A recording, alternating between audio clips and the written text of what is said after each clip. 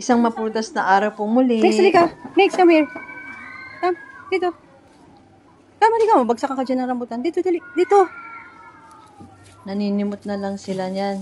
Sayang nga, hindi kasi napapruno pa eh. Kaya ang tataas ng mga bunga. Pero tinatsaga pa rin nila. Timbang ka ni Mami. Titimbang ni Mami yan. Meron po ba dito mahilig sa durian? Ako kasi hindi pala kain ng durian eh. Sabi masarap daw. Sabi nga ng kapitbahay namin mahilig sa durian, ito daw po ay creamy at malaman. Ay, saan ka pupunta? Tatakas ka. Halika dito. Gusto lumabas. Labas. Nakakawalong akyat na sila ng rambutan noong July 31 pa. Ali 182 kilos na. Yung Lanzones Duco variety, napakatamis po niyan. Tuklapi naman yung variety ng rambutan. Malis ka dyan, Mix. O, ayan na. Sige. Halika dito, ikaw. Dito. Halika dito. Halika dito. Sabi siguro ni Mix, anong meron, Mami? Kakain ka ba ganyan? Ha?